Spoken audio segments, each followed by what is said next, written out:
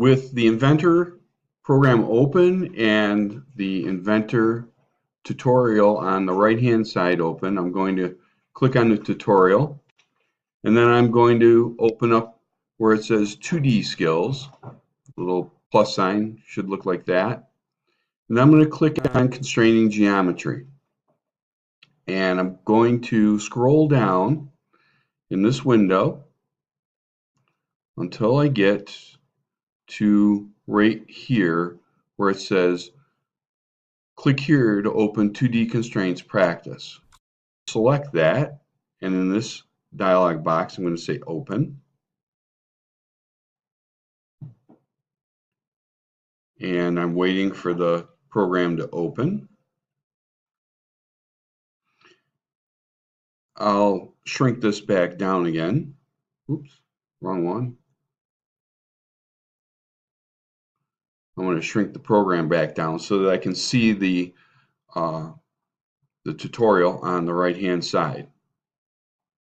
Now, what I need to do is I need to activate this sketch because we're going to make changes to it. So I'm going to double-click on it. And you'll see that this upper left-hand corner drawing looks exactly like this does right here.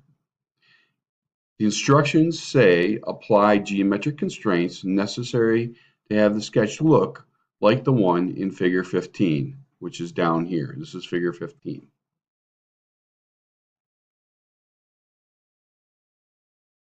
And it says, think of the relationships between the sketch geometry shown and apply the geometric constraints to create these relationships.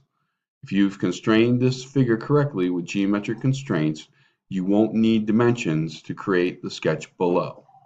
So that's what we're going to do. I'm going to zoom in on this a little bit. And then I'm going to use constraints to make this figure look like this does over here. First thing I might try is I'm going to try the horizontal command here. Ah, it worked. That's good.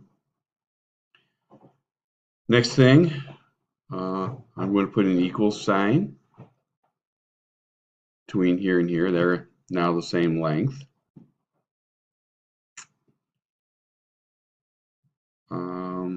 Let's see, collinear here. Coincident or collinear. I'm going to try to get this one level with this one, and it is. I'm going to make the right-hand side and the left-hand side vertical.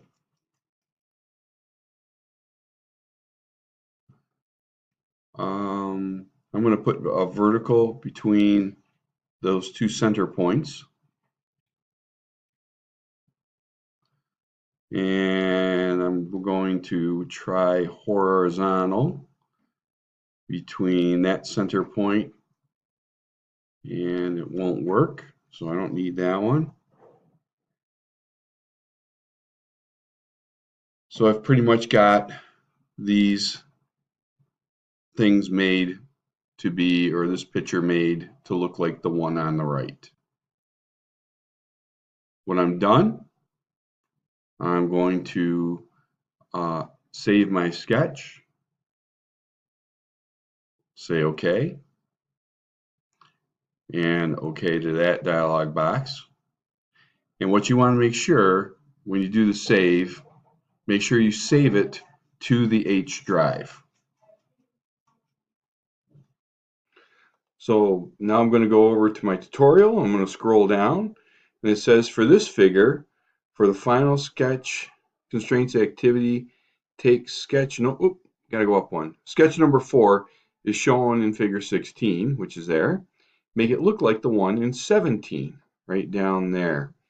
So I'm going to go over to Inventor. I'm going to activate the sketch by double-clicking where it says Sketch 1. And here is the sketch. We can start with a vertical constraint, and then we're going to use perpendicular, And then let's try equals between these two. And I'm going to dimension this side here as 3. And I'm going to make this line and this one equals.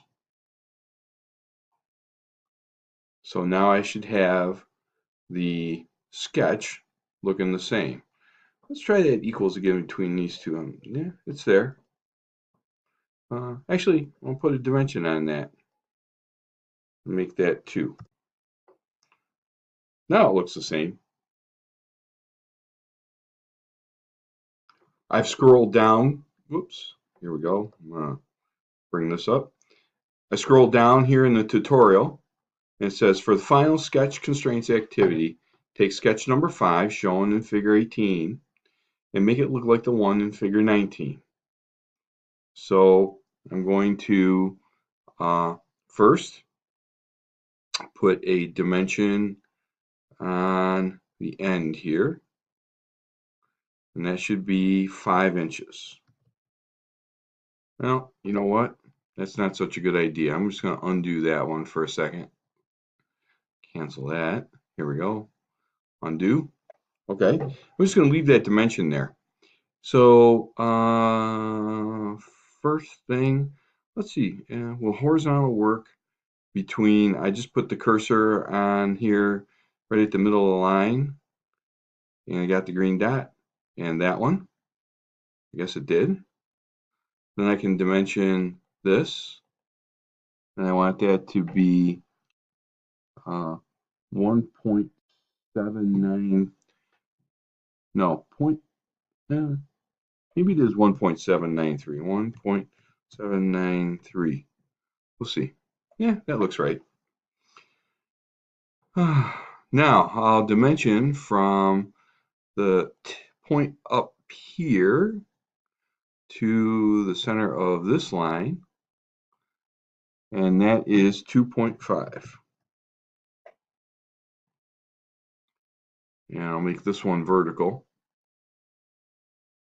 Cancel. Something's funny there. I'm going to put the vertical constraint on right now. Oh, says it doesn't need it. It says it's already there. Okay. Well, we'll do an angle dimension between here and here. That comes out as 45 degrees. And I'll do the angle dimension between this one and this one. And I'm just going to check mark that because I'll make this one, well, actually, what I'll do is I'll double click on this. Let me type in 45 degrees and see what happens here. Okay. I'm going to make this, I'm going to put a horizontal constraint on here and on here. Okay. Now I should be able to change this to 2.5. This to 5. Oh, there, it worked that time. And I'll dimension this line. I'm just going to click on the line. I'm going to bring this out, and then I'm going to right click. I'm going to say aligned. And I'm going to make that 1. And I'm going to make this line and that line equal. And then the distance from the back here to the center of that, I want to make that 9 inches. And there is my finished part. Save it and say OK. And OK. And again, make sure it's going to your H drive.